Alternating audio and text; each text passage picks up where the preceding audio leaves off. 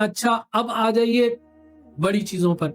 ہمارے گھر کے اندر ایسے لوگ موجود ہیں جو خود نیگیٹیوٹی کا ایک انبار لیے ہوئے بیٹھے ہوئے ہوتے ہیں. اب جب وہ خود نیگیٹیوٹی کا ایک انبار اپنے ساتھ لیے ہوئے بیٹھے ہوئے، غیبتوں، چغلیوں، حسد، بغض، جلن، روزانہ جو ہے وہ رات کے وقت میں یا شام میں ہماری بہنیں پڑوسنے ایک دوسرے کے ساتھ ایک دوسرے کی غیبتیں کر رہی ہوتی، اس کی آپ نیگیٹیوٹی اپنے اندر لے رہی ہیں، اپنی نیگیٹیو انرجی اس کو دے رہی ہیں. اسی طرح ہمارے بھائی ہیں، ہوٹلنگ کرتے ہیں، ہوٹلوں کے اوپر جاتے ہیں. اب ان کو نہیں پتا کہ جس ہوٹل کے اوپر وہ کھانا کھا رہے ہیں وہاں اس کھانے کے اندر اس برتن میں کس بندے نے کھایا. روحانیت پہ سفر کرنے والے لوگوں کو تو باہر ہوٹل میں کھانے سے بھی روک دیا جاتا ہے.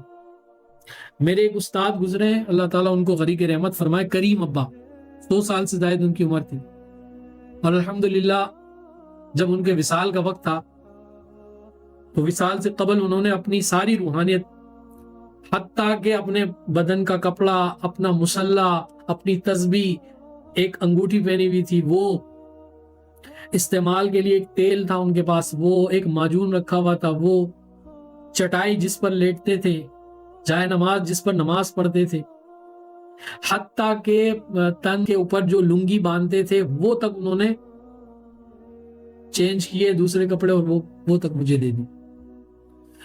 وہ مجھے نصیحت کیا کرتے تھے، کہتے تھے بیٹا کامران، کبھی بھی ہوٹل کے اندر باہر نہیں کھانا،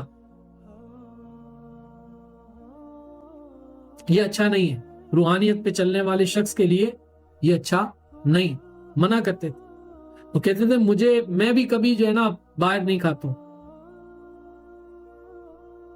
اور اتنے وہ سخت تھے، وہ تو کسی کے گھر پر بھی اس طرح نہیں کھاتے تھے. اگر کوئی دعوت بھی دیتا تھا تو اپنے ساتھ ٹفن لے کر جاتے تھے.